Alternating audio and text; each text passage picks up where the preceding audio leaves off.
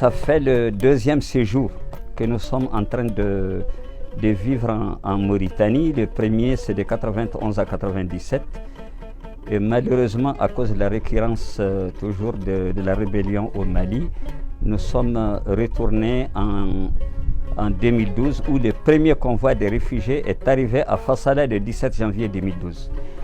Alors nous avons eu un accueil très chaleureux, très rapide, par les autorités mauritaniennes, les populations civiles, l'INHCR qui était présent.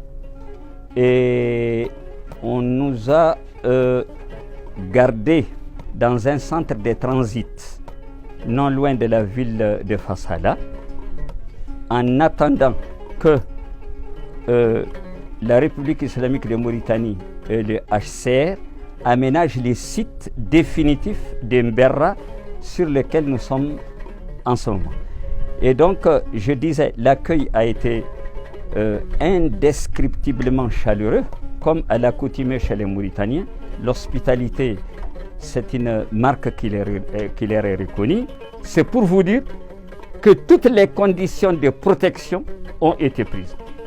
Sur le plan environnement géographique, sur le plan hydraulique et sur le plan sécuritaire, on nous a placés dans un épicentre sécuritaire très garanti. Parce que là, Mberra, nous sommes au milieu des différents bataillons militaires mauritaniens. Donc on est au centre, au cœur de cette stratégie sécuritaire.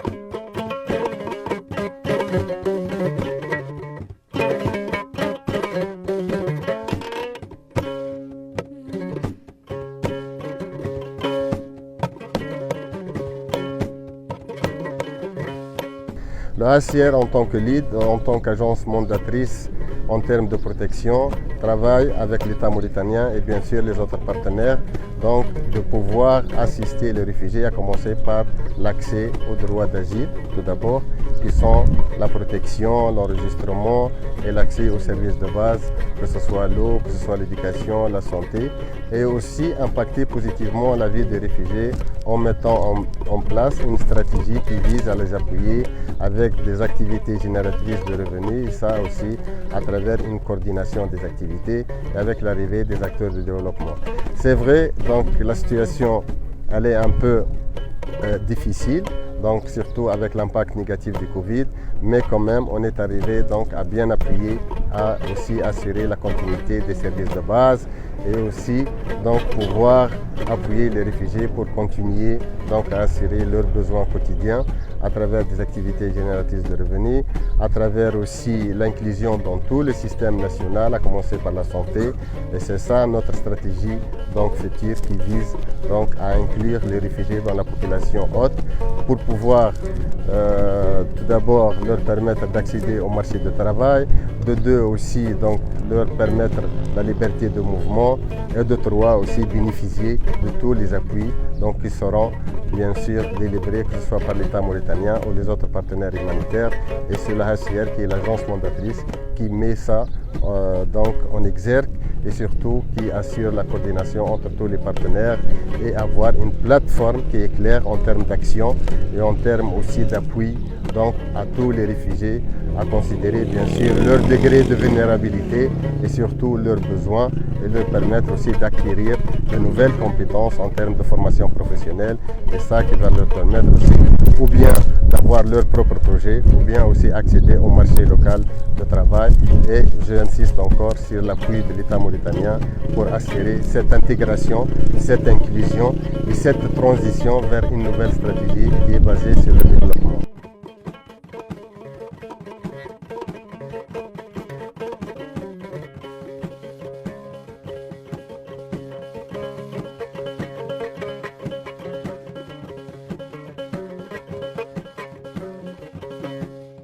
dès le début de la pandémie, donc on a priorisé les activités pour les réfugiés qui étaient tout d'abord la sécurité, qui était la protection, qui était la santé.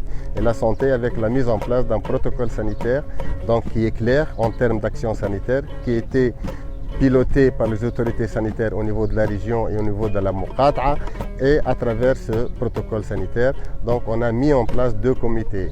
Un comité pour la sensibilisation au niveau du camp et un comité pour la veille communautaire, surtout pour les cas qui seraient avérés en termes de Covid. Mais jusqu'à là, donc, la première vague était passée avec 0 cas de Covid et on continue encore de bien gérer donc, la deuxième vague, que ce soit au niveau des réfugiés ou bien la population haute. De par ça, donc, on a pris donc, toute la Muqata'a en considération. C'est pour ça le HCR aussi, comme il a appuyé les réfugiés, il a appuyé aussi donc, la population haute avec la mise en place surtout de matériel de protection, les masques, et les dispositifs de lavage à main, les gels hydrauliques, l'équipement des centres de santé, la mise en place des unités pour la gestion et pour le circuit Covid au niveau des centres de santé à travers la wilaya de Hawd al-Sharqi et bien sûr au niveau du camp. Et sur le côté économique, vu que l'impact était, comme tu as dit, donc à travers le monde était dur et difficile à gérer, donc on a mis en place aussi donc, des activités qui appuient tous les réfugiés avec des distributions générales de vivres et de cash, avec aussi promotion des activités génératrices de revenus et aussi l'identification des vulnérables des ménages et surtout qui ont des personnes à besoins spécifiques et mettre en place un système de continuité d'appui en termes de cash, en termes de vivres et aussi donc en termes de suivi sanitaire. Comme vous le savez aussi, Bassikonou était le théâtre d'inondations qui ont affecté la population et c'est la HCR qui s'est porté pour appuyer cette population avec la coordination des autorités locales et avec des maires des communes. Cette action donc s'est passée 2 fois et ça va se continuer sur toute l'année et ça à travers la mobilisation de fonds donc, qui ont été plaidés par le HCR à travers donc, des pays et des donateurs pour mettre en place donc, un système, une stratégie d'appui qui est continue dans le temps et dans l'espace et de deux aussi faire montrer donc, aux bailleurs de fonds que l'impact de Covid était ressenti au niveau de la population réfugiée et au niveau de la population haute.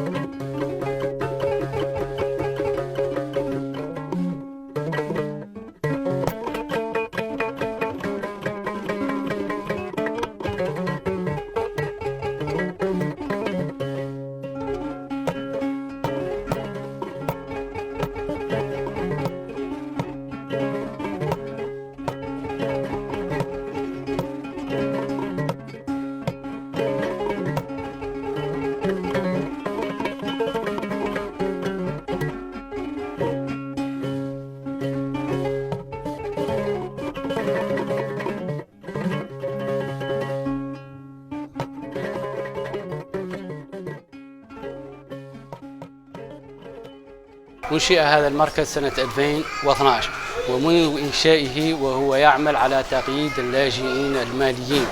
صحيح أن هناك شروط لتسجيل اللاجئ المالي سنعرض لها في حين، وحصول اللاجئ المالي على رقم وطني هذا يضمن له حقوقه كاملة على تراب الجمهورية الإسلامية الموريتانية. ويقدم المركز خدمات أخرى كإصدار بطاقة لاجئ وإصدار شهادات ميلاد لمواليد المخيم.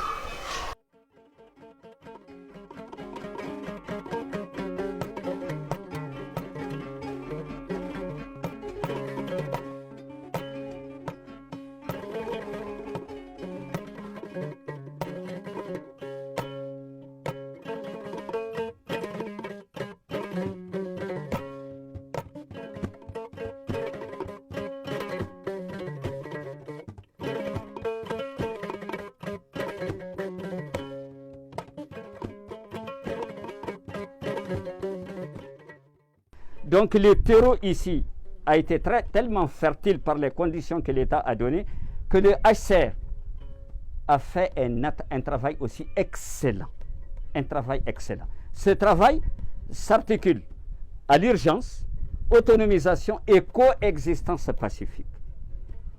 Le HCR, comme on le dit, ils ont la main au four, ils ont la main au moulin, l'autre main au moulin. Ils tiennent pour que ces réfugiés soient dans de bonnes conditions de séjour, d'intégration. Il faut que la coexistence pacifique soit impeccable. Donc les HCR a beaucoup travaillé dans ce sens.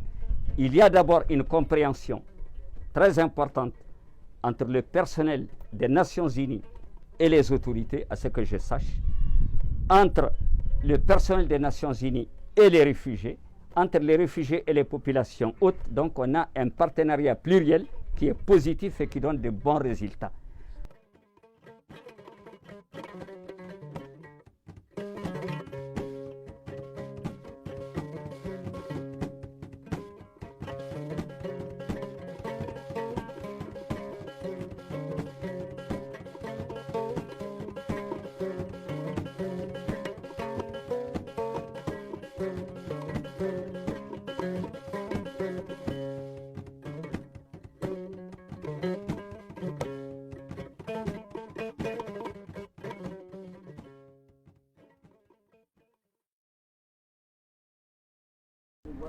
Primo, nous sommes très fiers et nous sommes bien entourés, très bien protégés par la République islamique de la Mauritanie qui nous a offert une sécurité sans faille et qui s'est soucié toujours de notre bien-être et qui pose des jalons considérables pour vraiment s'inscrire et aider les réfugiés à s'inscrire dans des droits internationaux humanitaires. L'ambiance au niveau du camp, c'est une ambiance conviviale. Les gens ici en République, la République islamique de la Mauritanie a fait en sorte que les vivre ensemble intra et les vivre ensemble extra-camp soit l'un des points forts qui animent les réfugiés et la population haute. Alors, ces camps est une école, nous a donné des orientations claires et nous a montré que c'est là où il y a un grand changement de comportement pour contribuer à l'intérêt supérieur, de vivre ensemble, de la bonne cohabitation et de la protection des réfugiés d'une façon générale. La jeunesse, en réalité, comme vous le savez, c'est le réservoir dans lequel puisent les autres organisations criminelles qui sévissent derrière la frontière. Alors, de ce fait, qu'est-ce qu'on fait? On essaye, par exemple, de saisir les opportunités que les bailleurs, que les partenaires nous offrent, que les gouvernements mauritaniens nous offrent pour pouvoir vraiment porter de l'intérêt supérieur à la protection, à la récupération de cette jeunesse. Et ne pas laisser les vides, la place à ces organisations criminelles qui sévissent derrière la frontière pour pouvoir puiser de cette jeunesse.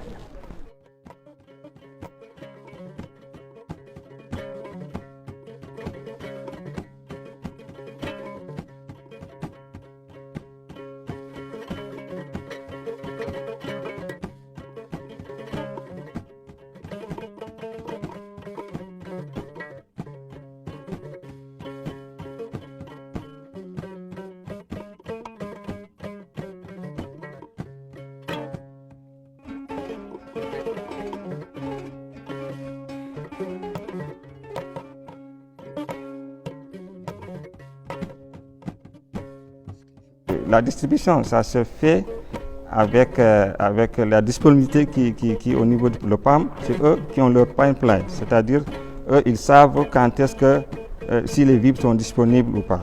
Maintenant, comme vous le savez ici, les distributions, c'est des distributions qui se faisaient mensuellement, mais depuis qu'il y a eu la situation sanitaire, les distributions maintenant se font par 2 mois. Maintenant, comme vous l'avez constaté, cette distribution de mois qu'on vient d'effectuer, ça couvre le mois de mars et avril. Comme je viens de le dire, c'est-à-dire lorsqu'on a partagé les chiffres avec le PAM disponibilise les vivres. Et c'est en ce moment même, maintenant qu'on commence le processus d'effectuer cette distribution au niveau du camp. Comment ça se passe? Si maintenant on a effectué la demande de libération, il y a des partenaires qui se chargent d'acheminer les vivres au niveau du camp. Et ce partenaire-là, c'est notre partenaire LWF, la Fédération nucléaire mondiale, qui est un partenaire du HCR pour l'acheminement des vivres de Bassikounou jusqu'au camp. Arrivé au camp, le partenaire de distribution qui est CSA, qui est le partenaire du HCR, c'est lui qui réceptionne le camp. Lui aussi réceptionne les vivres du moins au niveau du camp pour pouvoir stocker ça dans les magasins et aussi passer au colissage en termes de colis par rapport au nombre de personnes qui sont programmées. Cette distribution, il est prévu de donner 9 kg de riz, 0,72 kg d'huile et 0,15 kg de sel. C'est ça qui nous donne, avec le nombre de personnes qui sont planifiées, une quantité totale, c'est-à-dire toute quantité confondue, de 533 tonnes, 645 kg. C'est ça qui doit être programmé pour l'ensemble des personnes qui sont programmées, qui se tournent autour de 60 891 individus.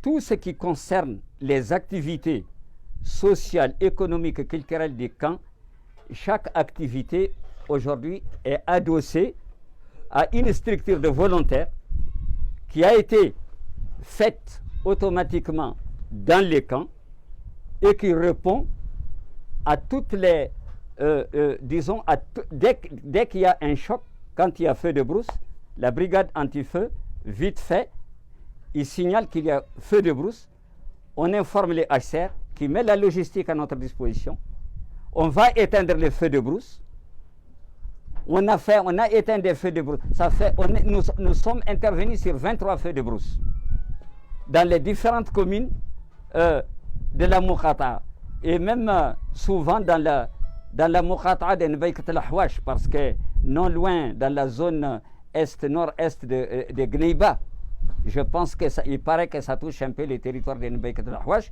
on est intervenu sur les 23 feux de brousse. Et donc, aussi, on fait la même chose pour le sang.